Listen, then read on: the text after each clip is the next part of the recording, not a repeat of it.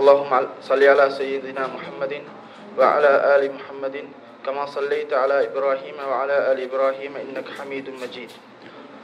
أعوذ بالله من الشيطان الرجيم. بسم الله الرحمن الرحيم. لإيلاف قريش إيلافهم رحلة الشتاء والصيف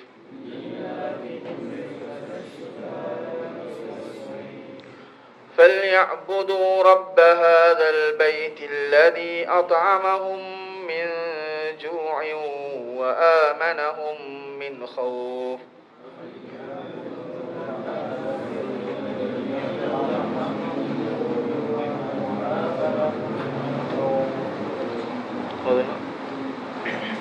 திருப்பி ஒரு முறை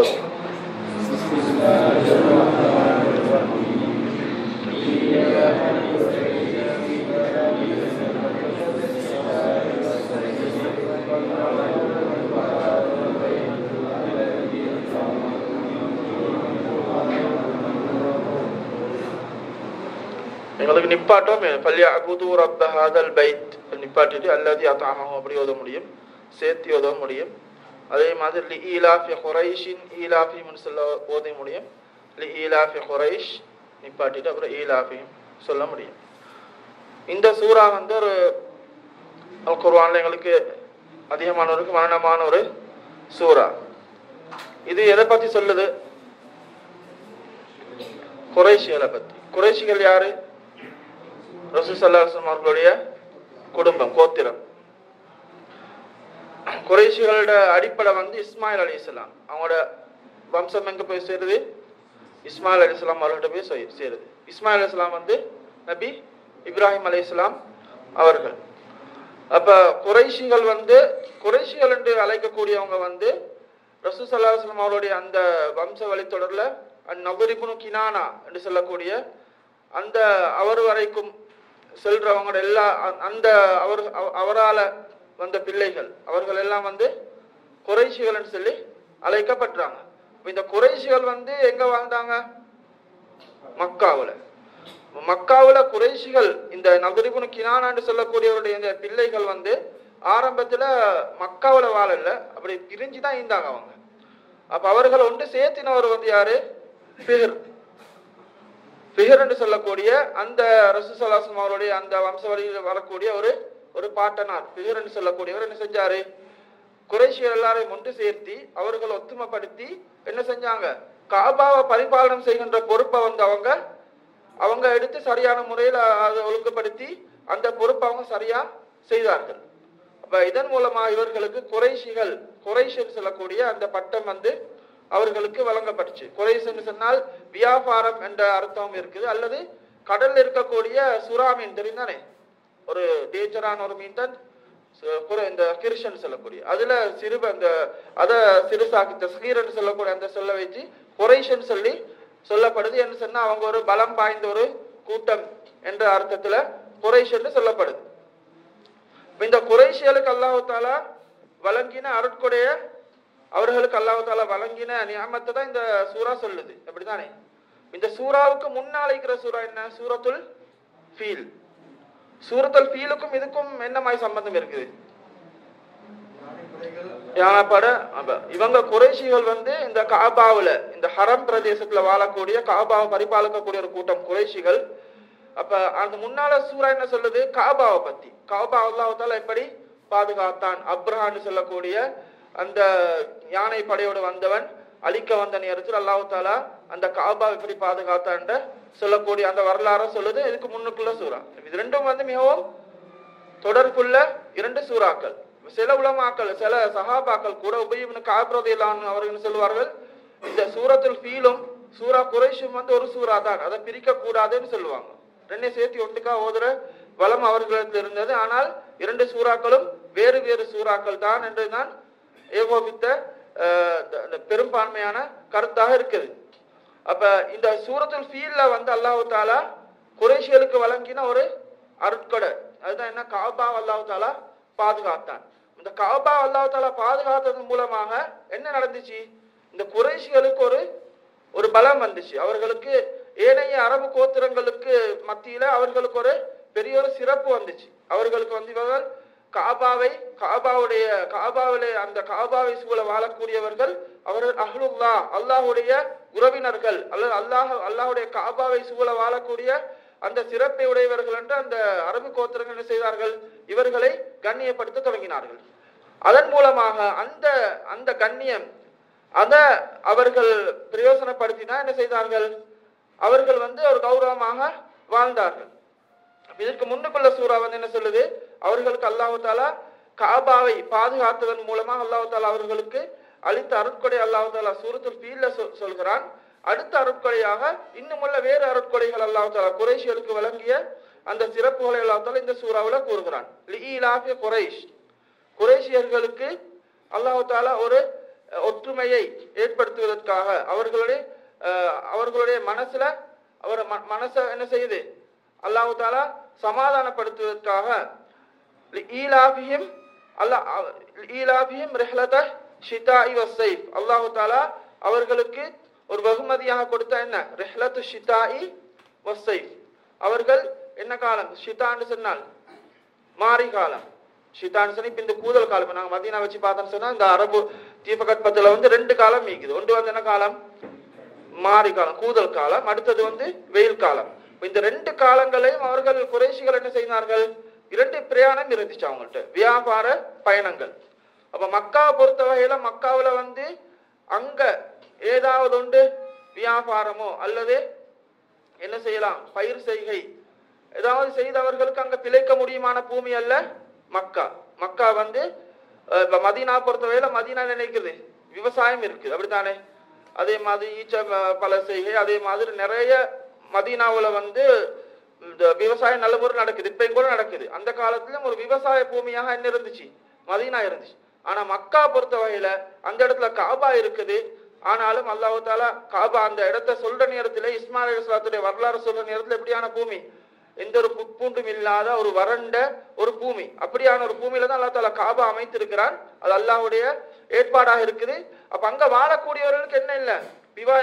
விவசாயம் செய்து அவர்களுக்கு வாழக்கூடிய ஒரு வழி இல்லை. அதே மாதிரி அவர்களிடத்துல ஏதாவது ஒரு கைத்தொழில், ஏதாவது ஒரு தொழில் செய்து அதன் மூலமாக அவர்கள் ஈட்டலாம் அல்லது வியாபாரம் செய்யலாம் என்று பார்த்தா அப்படியான ஒரு இதுவும் கிடையாது. ஆனா அல்லாஹ் தஆலா இவர்களுக்கு கொடுத்த வெகுமதி என்ன? மாரி காலத்துல ஒரு பிரயாணம் வியாபார பயணம், அதே மாதிரி கோடை காலத்துல ஒரு வியாபார பயணம். இப்ப மாரி காலத்துல எங்க போவார்கள்? யமனுக்கு போவாங்க. யமனுக்கு போயிட்டு அந்த ஹிம்யர் என்ற பிரதேசத்துக்கு போய் அங்குள்ள இந்த என்ன விவசாய பொருட்கள், உணவுப் பொருட்கள், அதே மாதிரி இந்தியாவில் விலாதுல் ஹிந்துன்னு சொல்ல அந்த பிரதேசத்திலிருந்து வரக்கூடிய அந்த வாசனை திரவியங்கள், இப்படியான பொருட்களை கொண்டு வந்து என்ன செய்வார்கள்? அவர்கள் மக்காவுக்கு கொண்டு வந்து அங்குள்ள மக்களுக்கு விற்பாங்க. அதே மாதிரி சாப்பாடு பொருள் கொண்டு வந்து அவர்கள் பிரித்துக் கொள்வார்கள். அதே மாதிரி ஷாம் பிரதேசத்துக்கு செஞ்சு கோடை காலத்தில் அங்க போய் அங்க ஒரு வியாபாரம். அப்ப இப்படியெல்லாம் செய்து இவர்கள் என்ன செய்தார்கள்?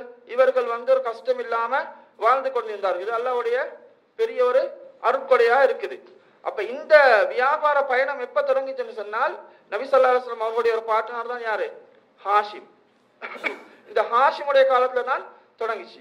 அப்ப குறைஷியருக்கு என்ன இல்லை, பெரிய அளவுக்கு சாப்பாடு கிடையாது. அவர்கள் வந்து பெரிய அளவுக்கு சாப்பாடெல்லாம் உண்டு வாழ்ற கூட்டம் அல்ல, அது அவர்கள் அறியப்பட்ட ஒரு விடயம்.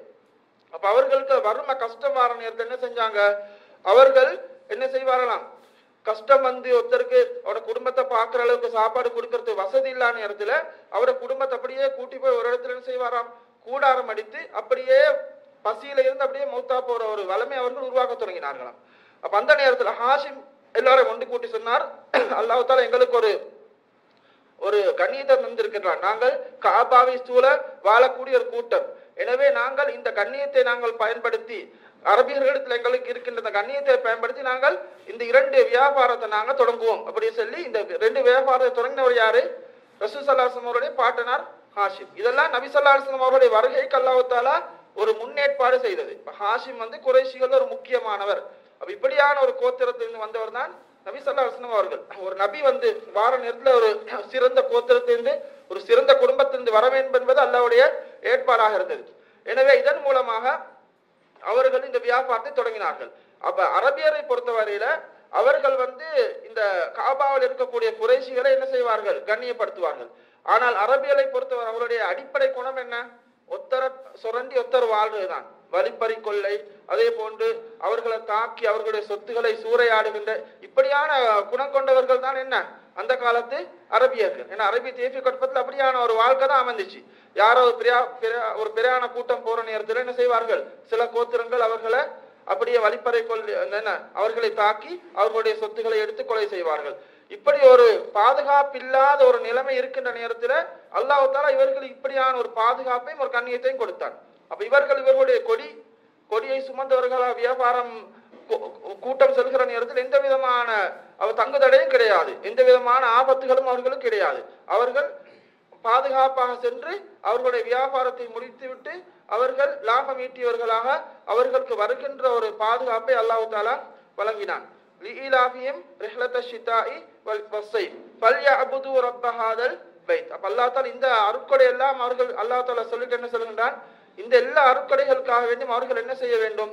ஃபல்யஅபுது ரப்ப ஹாதல் பைத், இந்த ஆலயத்துடைய இறைவனை அவர்கள் வணங்குவீர்களாக அப்படி என்று அல்லாஹ் தஆலா சொல்கிறான். அல்லதி அத்அமஹும் மின் ஜூஇன் வ ஆமனஹும் மின் கௌஃப். அத்அமஹும் மின் ஜூஇன், பசியிலிருந்து அவர்களுக்கு அல்லாஹ் தஆலா என்ன செய்தான்? உணவளித்தான். வ ஆமனஹும் மின் கௌஃப், இந்த பயத்திலிருந்து அவர்களுக்கு அல்லாஹ் தஆலா அபயம் அளித்தான். இப்படியான இறைவன், இப்படியான இந்த ஆலயத்துடைய ரப்பை அவர்கள் வணங்குவார்களாக அப்படி என்று அல்லாஹ் தஆலா சொல்கிறான். அப்படின்னு அல்லாஹ் தஆலா இப்படியான ஒரு அருட்கொடையை கொடுத்தால் அவர்கள் கட்டாயம் என்ன செய்ய வேண்டும்? அல்லாஹ்வை வணங்க வேண்டும். அவர்கள் இதை நினைத்து அவர்கள் வெட்கப்பட வேண்டும். அவர்கள் அல்லாஹ்வை வணங்காமல் அல்லாஹ்வுக்கு அவர்கள் ஷிர்க் வைப்பார்களா இருந்தால் அவர்கள் என்ன செய்ய வேண்டும்? இப்படியான அருட்கொடைகளை அவர்கள் நினைத்து அவர்கள் வெட்கப்பட வேண்டிய அளவிற்கு அல்லாஹ் தஆலா என்ன செய்திருக்கின்றான்? அவர்களுக்கு ஒரு பெரிய ஒரு அருட்கொடை அல்லாஹ் தஆலா வழங்கி இருக்கின்றான். அப்ப அல்லாஹ் இந்த குறைஷிகளை அல்லாஹ் தஆலா குறிப்பிட்டு சொல்கிறான்னு சொன்னால் எல்லாருக்கும் அல்லாஹ் தஆலா நியமத் வழங்கி இருக்கின்றான். எல்லாருடைய இறைவனும் ரப்புல் ஆலமீன் அல்லாஹ் தான் இருக்கின்றான். ஆனாலும் இப்படியான அந்த அரபு தீபகற்பத்தில் அரபி கோத்திரங்கள் இடத்தில் இப்படியான ஒரு நிலைமை இருக்கின்ற நேரத்தில் இவர்களுக்கு அல்லாஹ் தஆலா ஒரு விசேஷமான அருட்கொடை அல்லாஹ் தஆலா வழங்கி இருக்கின்ற நேரத்தில் இவர்கள் கட்டாயமாக அல்லாஹ்வை வணங்க வேண்டும் என்கின்ற இந்த தகவலை அல்லாஹ் தஆலா இந்த சூறாவிலே குறிப்பிடுகின்றான். குறிப்பாக நபி ஸல்லல்லாஹு அலைஹி வஸல்லம் அவர்கள் நபியாக நபி அவர்களை எதிர்த்தவர்கள் யாரு? குறைஷிகள். நபி ஸல்லல்லாஹு அலைஹி வஸல்லம் அவர்களுடைய தஅவா பரவ விடாமல் தடுத்தவர்கள், நபி அவர்களை கொலை செய்ய முயற்சி செய்தவர்கள், அதே போன்று நபி அவர்களை பின்பற்றியவர்களுக்கு துன்பம் கொடுத்தவர்கள் யாரு? இந்த குறைஷிகள். இப்படியான இந்த குறைஷிகள் இப்படியான அருட்கொடை அல்லாஹ் தஆலா இவர்களுக்கு வழங்கி இருக்கதை வைத்து அவர்கள் அல்லாஹ்வை வணங்க வேண்டும் என்பதை அல்லாஹ் தஆலா இந்த சூறாவிலே குறிப்பிடுகின்றான். எனவே அல்லாஹ் தஆலா இதன் மூலமாக நாங்கள் அல்லாஹ் தஆலா குறைஷிகளுக்கு வழங்கின அருட்கொடை, அதே மாதிரி அல்லாஹ் தஆலா எங்களுக்கும் நிறைய அருட்கொடை வழங்கின்றான். அப்ப ஒரு மனுஷன் பசியிலிருந்து அல்லாஹ் தஆலா உணவளிக்கிறது, அதே போன்று பயம் இல்லாம அச்சம் இல்லாம வாழ்றது என்பது ஒரு பெரிய அருட்கொடை. அப்படித்தானே? ஒரு மனுஷனுக்கு ஆரோக்கியம், அதே போன்று டைம் சாப்பாடு கிடைக்குது, அதே போன்று பயமில்லாத வாழ்க்கை, இதுதான் ஒரு மனுஷனுக்கு தேவை. அப்படித்தானே? நோயிட பயமோ அல்லது வேறு எந்த விதமான பயங்களும் இல்லாமல் ஒரு மனிதன் வாழ வேண்டும்.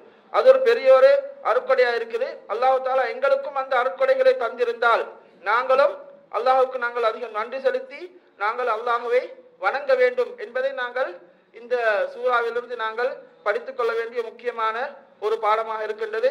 எனவே அல் குர்ஆனுடைய அந்த சூறாக்களை, அல் குர்ஆன் வசனங்களை படித்து அதை நமது வாழ்க்கையை நாங்கள் செயல்படுத்துவதற்கு அல்லாஹ் தஆலா அருள் புரிவானாக.